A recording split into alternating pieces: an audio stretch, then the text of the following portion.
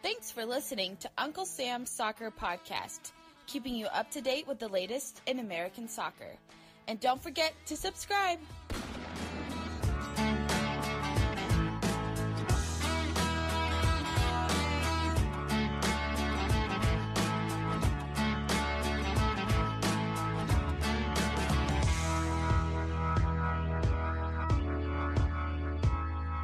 Hello everyone, welcome to Uncle Sam's Soccer Podcast. I'm Steven Jodorant.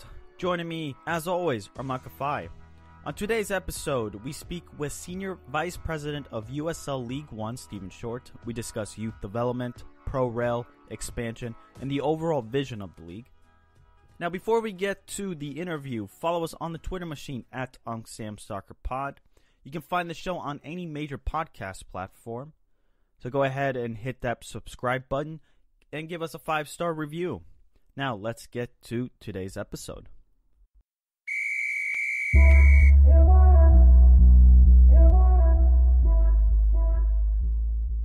Joining us right now is the Senior Vice President of USL League One, Stephen Short. Stephen, how's it going? Doing great, guys. Thanks for having me today. Stephen, to make things easier for everyone, can you tell us about your background, your personal background, and then your role with USL League One? Oh, geez. I guess the short and sweet maybe is I've been with USL almost 9 years. Worked on all of our properties from Super Y League to the PDL, which is now League Two, and was able to be in a great position to help launch League One, and really been working on that for the last 3 years. And prior to that, it's been had a stint with EA Sports, which was pretty fun if you're a gamer. And before that, Disney Sports and the University of Tennessee Athletic Department. So been able to touch the sports industry on many different realms, and really kind of all culminating with launch of League One.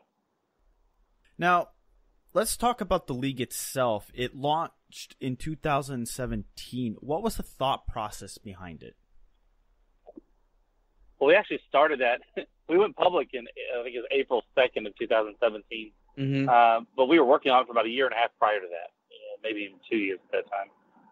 Part of that movement being when the USL Championship now, then I think it was USL Pro or USL, was contemplating the move to Division II status. And when we dove really into the move to Division II, we identified there was going to be a vacancy at the Division III level under US Soccer. And at that point, we realized who's in a better position to launch another league when we received Division II status than USL. And with our we're over 65 people now in our headquarters in Tampa, with the infrastructure we have on the media side as well as the team support services side. It made sense for us. And we knew that it was going to take some time. So when we launched in 2017, we didn't want to come out and just say, we're going to play in 18. We really had to be methodical and strategic about what we wanted to do. We wanted to not rush it, but we wanted to make sure we did it right. And part of that's the right ownership and the right cities, and make sure that we have plenty of time to onboard all the clubs to get them ready for their first season in the league. So we, from the outset, when we went public in 2017, was we're going to launch in 19, which no pressure, right, to get it done, to find the teams and find the markets and everything behind that. But hopefully you guys follow us on Twitter. It was great to tour the country and to see these cities and to see the development of the game, to see the love for the game, and how many bars we visited and microbreweries and on top of that, even some baseball stadiums to really sit down with everyone and talk about what they wanted in a pro team, if they even wanted a pro team. And really just find out what our fans wanted. And by our fans, I mean fans of the game itself. And it was pretty neat to hear what some of them had to say and if they supported their local teams, if they knew there was a local team or not, and grow it from there. So we really took an all-inclusive approach to it. Which I think is probably unprecedented when it comes to expansion in pro sports of, hey, here's where we are. Here's what we saw. Here's what made this city really cool to us. Here's why you should like it. If we missed something, let us know. Or if you want this in your city, let us know. And really engage a lot of people through social media and let them see how we were launching the league. Stephen, you talk about finding the right market in the right city. Elaborate on those criteria into finding the right city when you were developing the league. Or the concept of the league? Sure. There are three things we typically will start with, right? One is is there a facility available in the city? And sometimes there is, sometimes there's not. That meets the U.S. Soccer Pro League standards as well as those of League One. And second part would be, obviously an owner, right? You have to have an owner that meets those standards as well, that wants to come in and really sees the vision of the league as well and shares that with the league. And also, they become a partner with the league to a degree. And so we want to make sure that there's a strong relationship there. And the third, we're going to look inside the city itself and see is there a willingness to support a team. As you can imagine, there are a lot of cities throughout the country where there may be a baseball team or a basketball team or Major League Lacrosse or some other professional sport that's there, or entertainment even, whether it's the beach or racetrack or whatnot. So you have to be cognizant when you put a pro soccer team somewhere that there is ultimately other things that, people are involved in. So we spent a lot of time studying the markets. Some were on the development end, which is kind of neat to get to go meet with the city. And, a city may have a 10 to 20 year plan of how they're going to redevelop. Mm-hmm. There are some that we landed right in the middle of. And, yeah, it looks good on paper. When you got there, like, man, this is amazing. We've got to make this happen. And there were a couple of those that we're still working on. And there are some that are, I guess you could say, the tail end of their development or redevelopment. And you're seeing new neighborhoods pop up. You're seeing people move to town and companies that are moving their headquarters or regional headquarters to those cities. So there's an influx of workforce, an influx of residents. And some of them even became global markets, depending on the companies that are there. So there's already, to some degree, an understanding of the game, whether it's where the individuals move from or their desire to move there and have a better quality of life. So every market was different. To say that any two were the same would be completely wrong. But that was kind of the fun part with it, too. So you really get to sit down and see where the residents of each city, where did they want their city to go? What did they want it to be? And they all had these massive visions that were just, they sold us on it, Mm-hmm. more than we, I think, sold them on the league. It was, yeah, this is great. This is exactly what needs to be here. And that was exciting. So let me ask you this, Stephen. The team has, 3 MLS-owned teams. Was there a difference in terms of choosing between, like talking to those markets versus the ones that are independently just not MLS affiliated?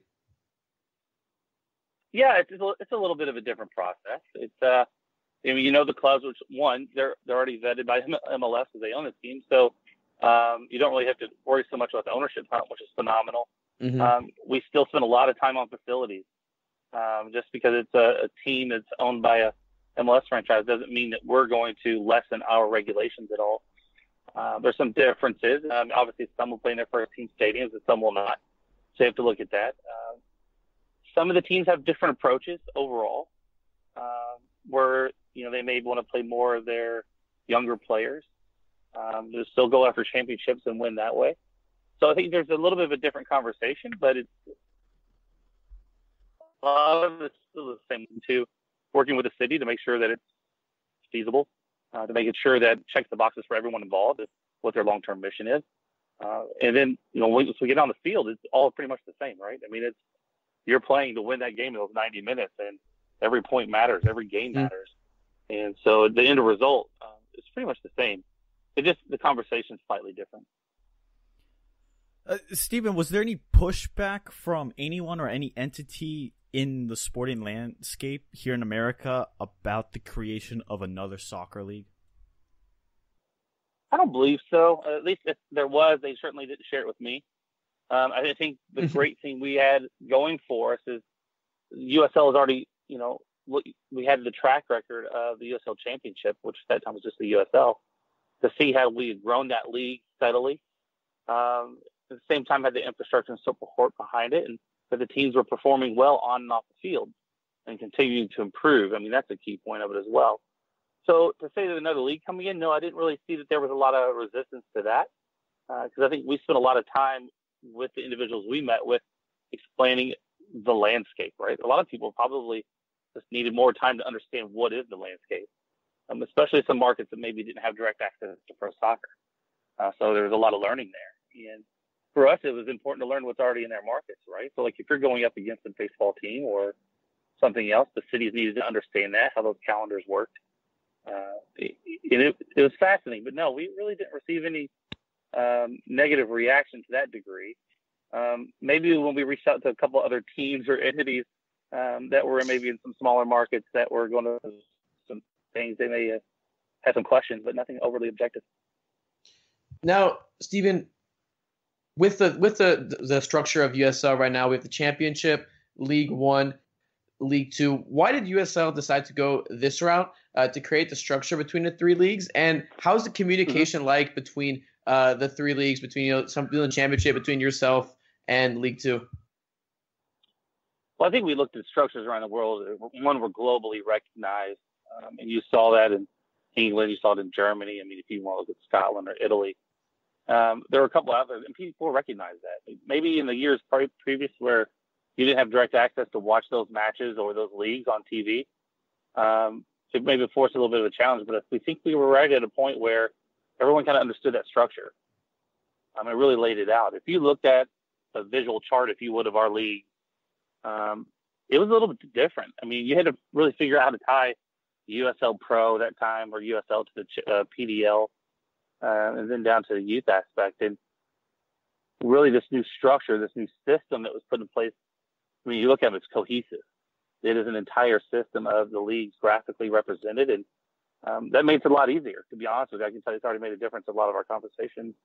And it was even in clubs around the world that we've talked to, or people that reach out to us, and you can see that tie, right? So now we further define not only the relationship between the leagues, but the potential for player movement through that system. As for communication, I mean, it's easy. We all sit down and halt from each other, so it's not like we're in remote offices. We're all under one umbrella, and we literally, whether we're spending lunches together, working on initiatives, and I work with Joel Nash regularly on League Two, so we make sure that we're all working together, and as well as Jake and his team on the championship. And so we're all moving towards a common vision. We're not moving independently, if that's the question. But I would tell you, I mean, at our headquarters in Tampa, it's everybody moving towards a common goal with all the leagues involved. So what is this common goal that the entire, I guess, USL structure is going for? Well, it's been pretty upfront with the championship. I mean, we want to operate the best Division II and best Division III professional leagues in the world. We want to define a pathway for players to move from the amateur ranks to the professional ranks. We want our team owners to continue to see increased value in their clubs, and we want to see our clubs continue to make a difference in their community. It's not just plopping a team in the town and saying, "Come out to our games. We're here now." It doesn't work that way. So it certainly is ingraining our clubs in their communities, providing opportunities for players, executives, coaches, referees. We're seeing a lot of stadium development, which is huge for the game in the country. So I think to say it's one or two prong, it's truly a comprehensive plan for continuing to grow and stabilize the league. Can we get? We've got 36 teams in the championship this year. We're at 10 in League One in our first year, and our plan is to grow that league to 30 to 40 teams as well. At that point, League Two continues to grow. So by the World Cup, I mean, it'll be a group of potentially between, at this point, let's say 60 to 70 professional clubs in the country, with probably 100 amateur teams sitting underneath it, or pre-professional teams. And that's a phenomenal system to have in place and provide opportunity. Now, within that opportunity, will there be an opportunity for clubs to have mobility within League One and the championship with, promotion and relegation? So let's just call it Pro Rel. Yeah. It certainly is a discussion that's ongoing. We've been working on an interleague cup between the championship and League One. That certainly is an exciting thing for the team owners. I think even the communities in which our teams compete.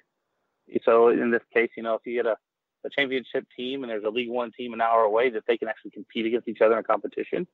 That's exciting, I think, just for the fans and the league. So we have that in place. But yeah, those discussions are there.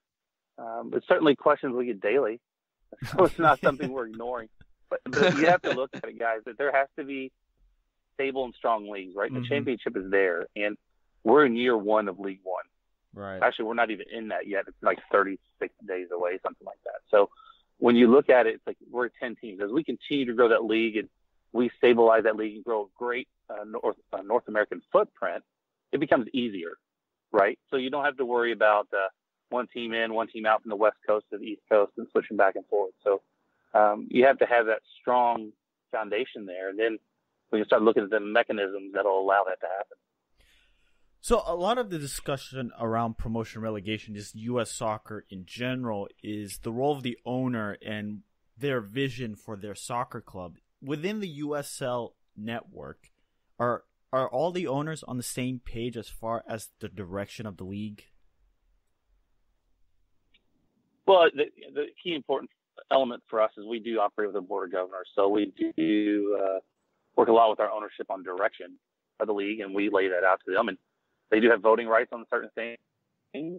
So it's a matter of us constantly being in discussion with them about where their club is going, where the league is going. And that you certainly have to be there. Now, if we did that in a vacuum, I'm not really sure that'd work well. So make sure that we have great relationships with our ownership. Like I said, we're in year one of League One. We've had 2 ownership meetings already. And the first one was last summer in Atlanta, where we voted on the league structure and number of games and the season length. Certainly that was an exciting time. So we came out with that after that. And then at the winter meeting, we received our sanctioning several weeks after that meeting. So that meeting was really to set and prep them for this first season. So as you can imagine now, I think there's 1 or 2 kids that have been revealed. There's a lot more that are planned. There are ticket sales occurring and sponsorship sales occurring. And it's neat to see, okay, that jersey looks good. We can't wait for you guys to reveal this one and see how it looks in the market, but also how it sells. And then our teams also sign a lot of great partnerships with youth clubs and local teams and businesses to really promote the community. So, yes, we have to work in step with our ownership. It's a positive relationship, and their input is also very important for us. Because we see from a league point of view, we put ourselves in the team's shoes, but they're also bringing in, a different angle to it. So it's very important. Absolutely. And and League One is going to expand to 12 teams in 2020, adding Penn FC and Rochester Rhinos, by the way. Rochester Rhinos, it's great to see them back playing professional soccer. But you mentioned 40 teams when we talked about the long-term vision for USL League One. Is there a timetable for that, or is that just like a long-term goal of sorts? Well, yes. A little bit of both. The one thing that's going to be important as we grow the league is managing the growth. Now, we're certainly getting a lot of inbound inquiries, but we want to make sure, again, that it's the right city with the right people at the right time. We're currently, I'll get back on the road here for a little bit to go meet with some more cities soon, which is always a fun part of the role, which I've been pretty open about. But there are also some cities that are inquiring with us that we need to get out and visit. We know we need to work on the West Coast. We have Tucson as our westernmost team right now. They certainly would like to see more teams out west. So stay tuned for that. But then we also want to build out some of our existing footprint. So like I mentioned earlier, a lot of it's going to be strategic. It'll be timed out. We're not going to drop 20 teams in 1 year. That'd be kind of crazy. It'd be kind of cool at the same time. But at the same time, we want to make sure that it's happening in increments, right? That we can continue to keep the league stable, keep it growing, keep everything moving forward. Steve, let me ask you this. As far as expansion, you talk about moving across the country to this 40 team. USL does have a requirement or does look at specific cities as far as population sizes and the criteria of that. But does it plan to go into bigger cities with MLS markets already there? When we look at the initial market list that we were targeting for League One, a lot of those were below the 750,000 in MSA threshold. And we've even looked at markets, actually some are above that. They're about 150,000 to 1 million in their MSAs. We look at those that have MLS teams in them, and typically, obviously the MLS team may look at having a second team that could come into League One. They may look at something different. So as we look at expansions, we want to see what works, right? So you want to make sure that the market that the team goes into sets the team up for success. That to me is the most important. So if it's maybe they go into a market and then they have a relationship with the MLS team or even a USL championship team, we have to keep an eye on that. We're going to start seeing relationships between the championship and League One. So as we expand, there are a lot of factors in play, but we'll make sure that just going into a market sets the team up for success as best as possible.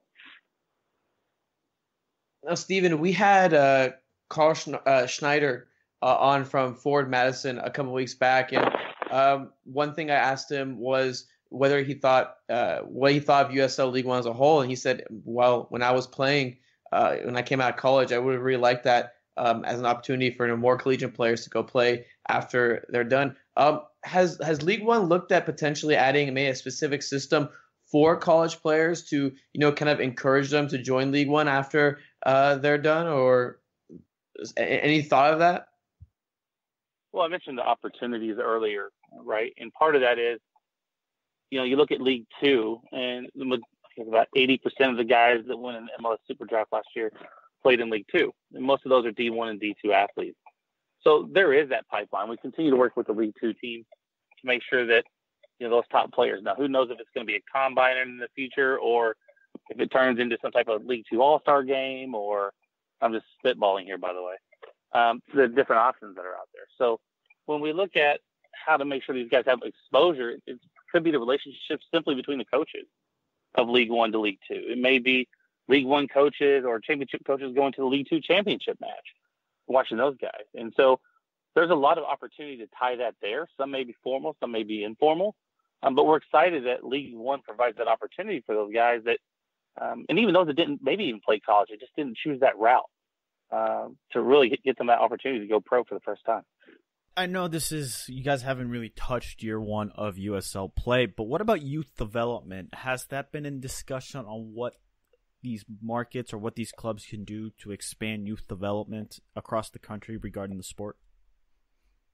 Absolutely. And that's all part of the comprehensive approach for a club, isn't it? So when you look at, obviously the first season's coming up, big element.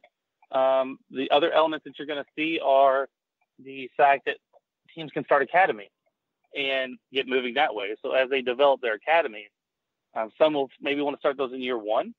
Some may want to start them at a later point in time. So it's up to each ownership and each club. But we certainly have our technical department internally at USL that can help guide them through that process. So it just really comes down to each club and what timing works for them. I think that's a fantastic thing to hear. I think the more youth development we see in this country, the better.